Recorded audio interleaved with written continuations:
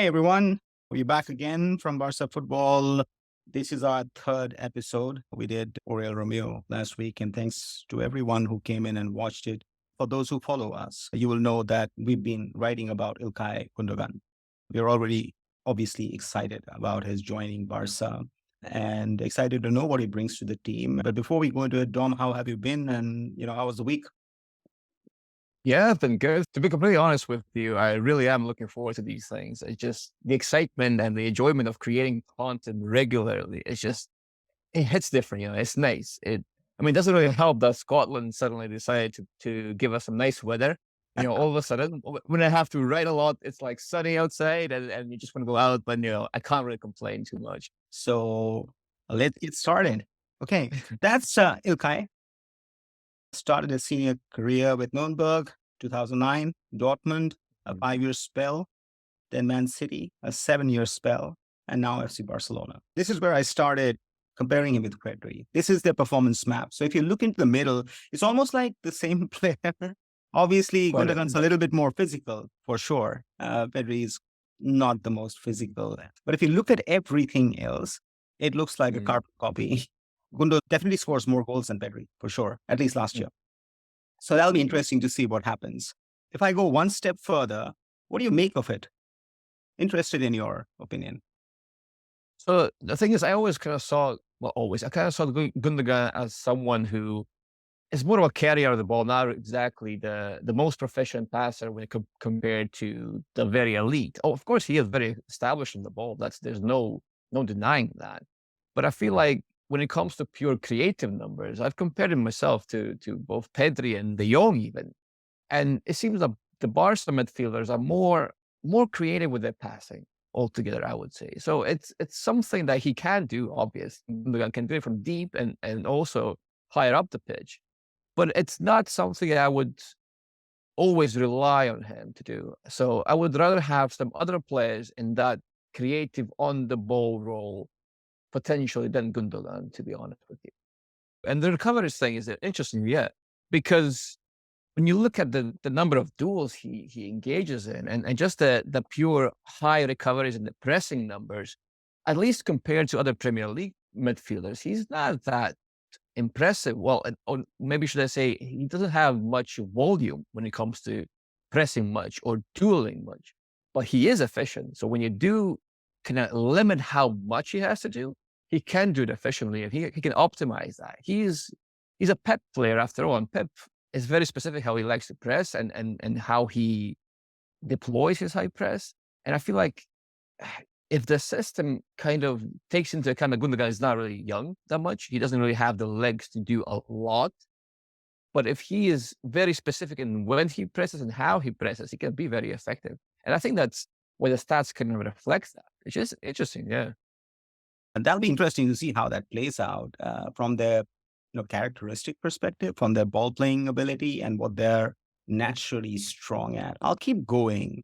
If you look into Mm. their contribution, defense, Gundogan just a little bit more than Pedri, build up, Gundogan quite a lot more than Pedri, and attack obviously a little bit more than Pedri. He also Mhm. does like to run with the ball more than Pedri does, but what's your take? Yeah, that's why I said I see him more as a carrier. I didn't mean that as Gundogan is not good when passing the ball. I mean, of course he is. But he likes to take the ball deep and then carry it forward. He does that quite a lot. He interchanges with his deeper position midfielders in Pep's box, which might be a bit different. We'll see how that works out because Barca have different profiles in their double pivot than Manchester City do, for example. You have Rodri and lately John Stones there, but Barca will probably have De Jong and let's say Oriol Romeo.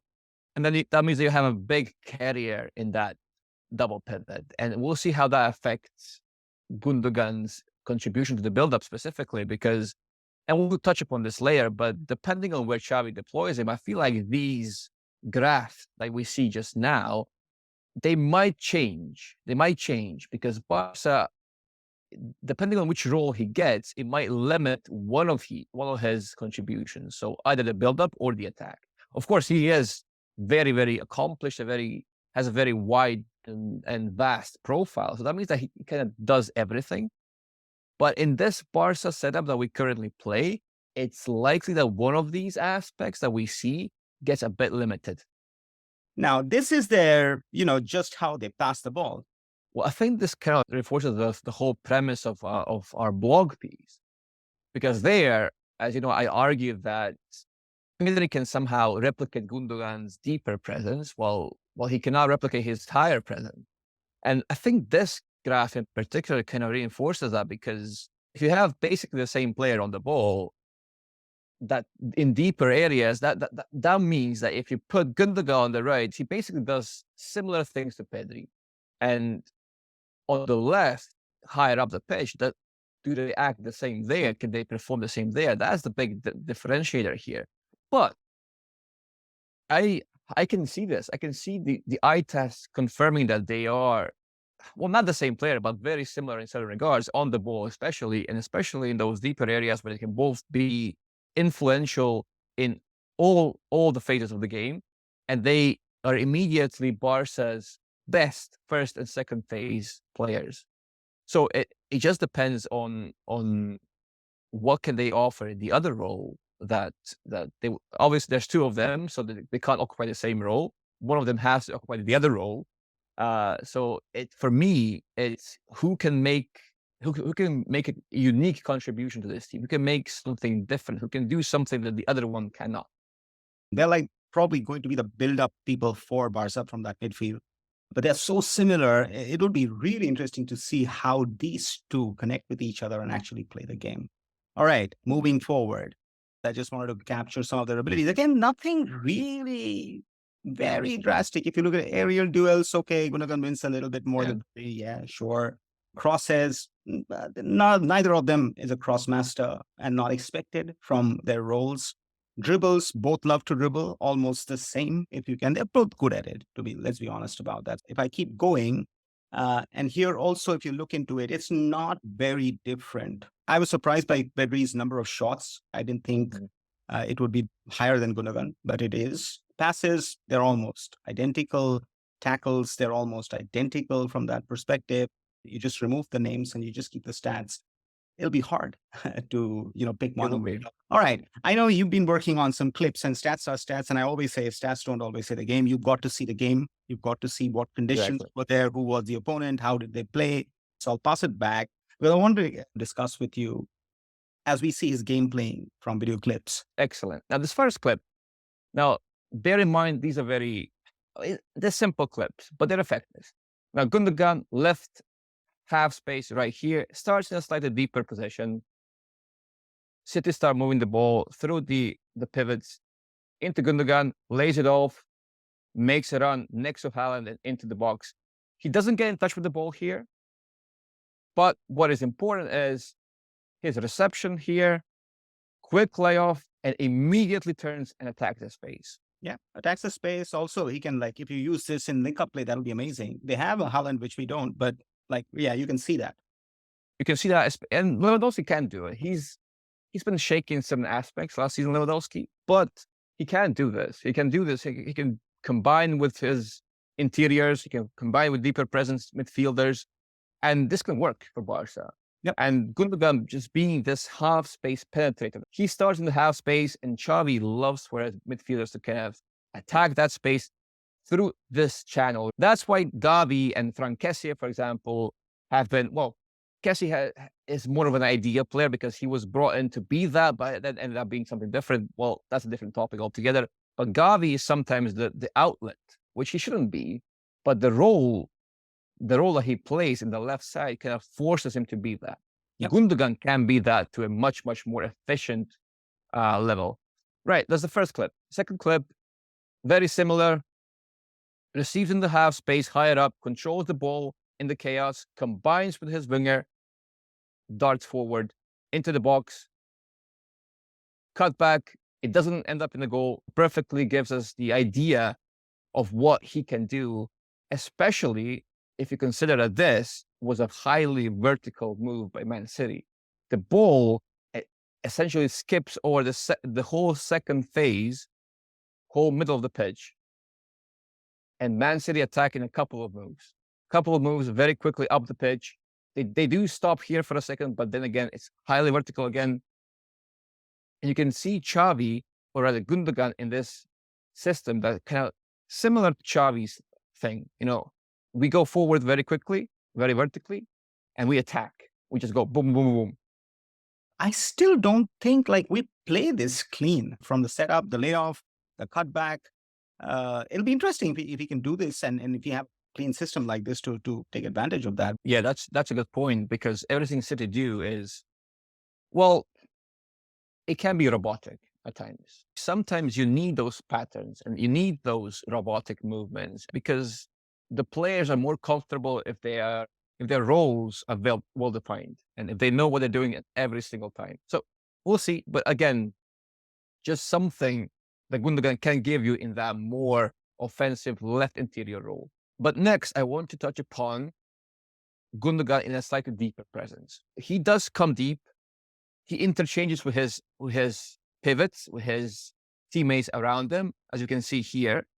But his natural tendency, again, as we'll see here, attacking, carrying the ball, and then look at that pass as well. I mean, that was just beautiful. But but that's what he does. He might start deep, he might drop, and he might switch positions with his midfielders, with his teammates. But his natural tendency, his profile kind of always pulls him up. Inevitably, he will attack. He will attack in some capacity, either by carrying the ball or maybe making that run off the ball. But he will more often than not, he will find himself in higher areas of the pitch. We've got a ball carrier in Frankie. We'll talk about him some other day and what he's good at and what's not. But we've got a ball carrier. He loves to take the ball and run. We've got a ball carrier in Gündoğa as well. He loves doing that. As you think about the build-up play, we've got our 4-back line. They bring the ball out, a couple of passes, switch the play. It comes into the midfield. Now you've got to build that play up. What is the associated play between, let's say, a Frankie, a Gündoğa, and a Pedri to move that ball forward using those half spaces and those channels and making that line-breaking pass into the offense, whereby our forwards can take advantage of it? I think the main area of concern kind of was the De Jong-Gundogan partnership, because they're very similar in what they want to do. They want to be deep and they want to carry the ball forward. They're not the same player, far from it, but this aspect of their profile is very similar. And if you have Frankie starting deep and finishing high, what that means is they kind of takes away Gundogan's deeper presence. He's not needed there. He doesn't need to drop deep. If he does, it will be to switch positions with De Jong when De Jong moves forward. And that's one thing that can happen, because at City, sometimes Gundogan would drop, although that would be with the ball. He would drop deeper and then he would switch places with Rodri or even John Stones with attack.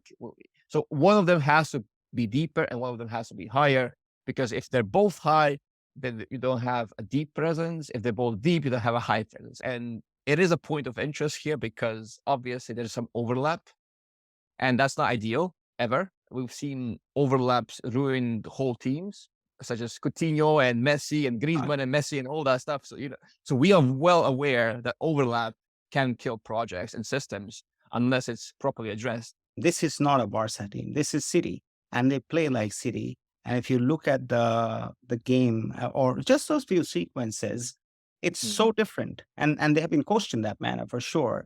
And it is this ability that Pep has had in, changing his way of, just approaching the game, depending on the team and the players that he's had, which really makes him stand out. And I think Xavi has ways to go on that. Yeah, I agree. I mean, there's not many excuses left because this team is not complete. Let's not kid ourselves. This team needs reinforcements. It needs to plug some of the big holes, but it's not a bad team. It's a team full of high quality individuals who are not exactly a unit just yet. They're not really a collective that plays and wins at the highest level. Not yet. They can be there. They can get there, but they're not there yet. So yes, I completely agree. And Gündoğan is a piece that can kind of fill in a lot of those gaps. So now it's up to Xavi to see, okay, this is where I want him because this is where he has the maximum output, maximum effect. This is, again, as last time, a 4-3-3 that doesn't stick to this. We don't play like this. Gündoğan will start on the left in the Gavi role. So that's one thing that I want to mention that I have mentioned before, and we talked about this. Gavi is a player with a very high ceiling, is a player who we value and rate highly. But at the moment, I don't see him retaining his spot in this. You could have Gundogan deeper here, and then instead of Oriol, you could have Gavi, and then Pedri and Gavi in these two roles. But I don't feel like Gundogan is best utilized in this deeper presence, as we have discussed before as well, because of his unique attacking predispositions. So in this formation, Gundogan drops here, creates the box, and then Balde can go higher up, and you can have this box midfield once more. We can spread the center backs a bit. And now the main point of contention here is, do you have Pedri on the left here and Gundogan on the right, or is it vice versa, right? That's the big thing, because initially I had said this would be the formation. Remember last week when we discussed Oriol, even last week I was still on board the Pedri on the left side.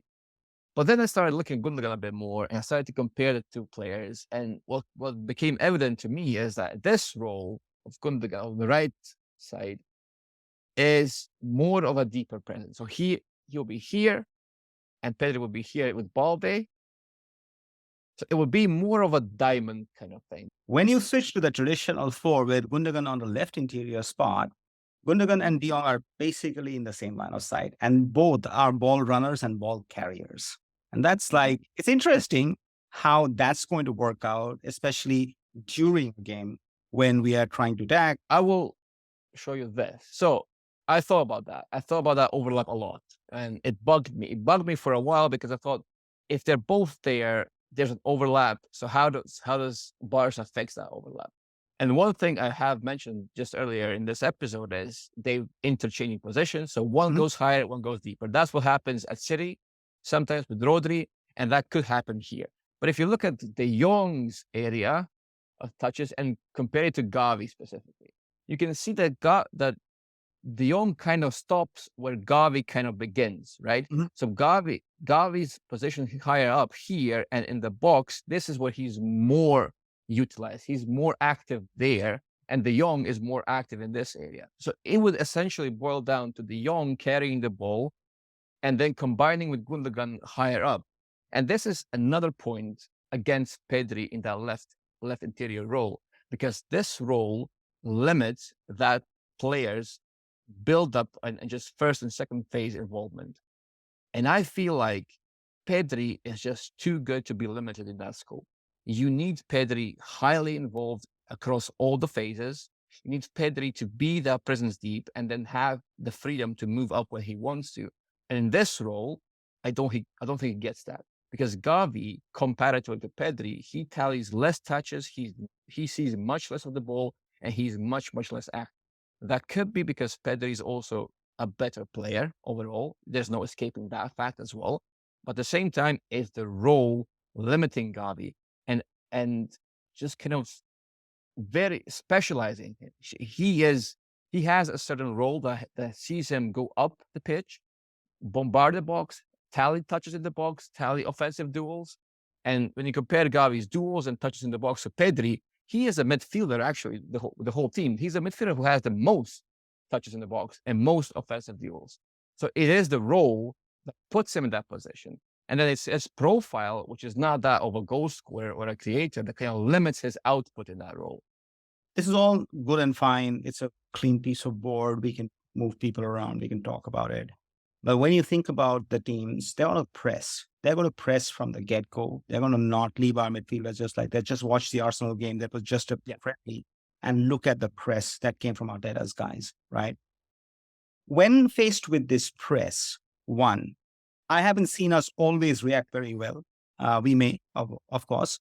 That's the first question on how do we deal with this formation and how do we keep this shape in the face of that press and still create, still move forward, still keep the game moving forward. That's number one.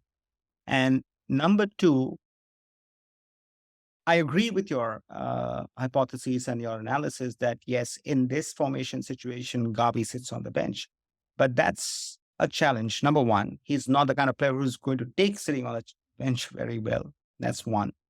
Two, you'll obviously have to use him. So for Xavi, when does he use Gavi? When does he use a Gundo?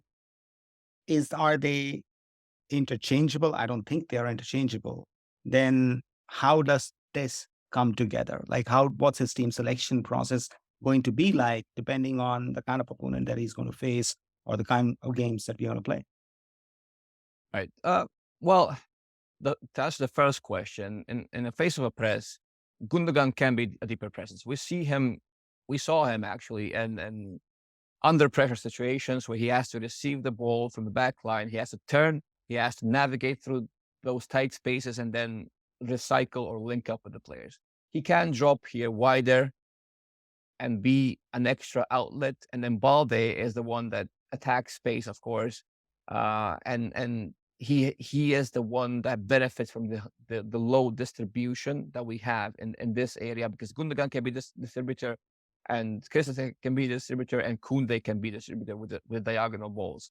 So that way, you have Gundogan in those phases that he's more involved in deeper areas. Of course, he has to be, because he is that kind of a player. He will inevitably be involved in much more than just this Gavi role.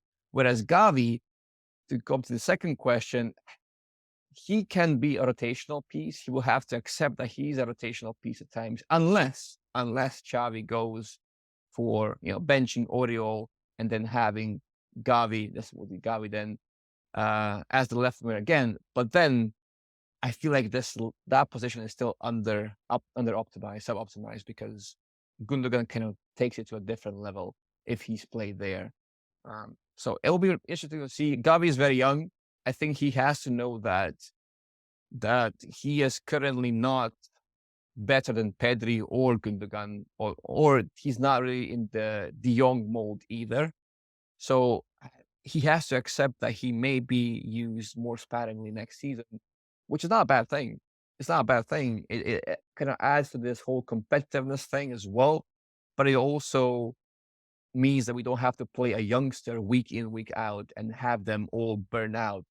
Because if you drop Pedri as well, sometimes Gundogan can play the Pedri role. And then, of course, you have Gavi there, which is, again, not optimized, but it gives him game time. Until Gavi is profiled properly, because I feel like we kind of don't know what Gavi will become. We don't know what his trajectory is at the moment. He's kind of, we have this idea of a player, but we don't really know what his final form, let's put it that way, is going to be. Compare this to, and off the left field, yeah. Mhm. Compare this to Real Madrid. Camavinga, Tchouaméni, Bellingham. Yeah, there's no denying that Madrid has the greatest accumulation of talent and a great mix with veterans as well. It's just Barca's individual quality is also off the charts, because don't get me wrong, this is a high quality midfield in terms of functionality and just pure talent. But I feel like Madrid are the type of team that kind of hoards the talents. They bring them in. They just make sure that they have them all. That's the difference. It'll be interesting to see how that midfields, comes together. I was thinking about Felipe Valverde. How does he fit into all of this and so on? For sure, La Liga isn't going to be that easy this year for Barca. Mm. That's what I feel. Yeah, I would have to agree, because the competition is very strong, especially the Real Madrid side. They are a menace. They'll be a problem. They will absolutely be a problem. Let's say Kylian Mbappe joins, then what? Yeah. Let's say it's someone like Mbappe, and that creates some problems for them as well, because the Vinny Junior overlap is there. So, but we come back to that thing where they hoard talents, they make sure that they are theirs, and then they worry about the rest. And they are such high quality players that those players sometimes, well, often find a way. So that's the thing. The system has to get the best out of the players. That's the thing. Even an average player, we come back to Oriol Romeo. He's not a world class player. I'm bashing now. This is like high criticism, but it's not. He's not really in the caliber of Gundogan or De Jong or Pedri. He might not be, but he is a player who, in the right system, in the right role, and in the right coaching, still gives you enough. He gives you what you need, and he completes the system as well.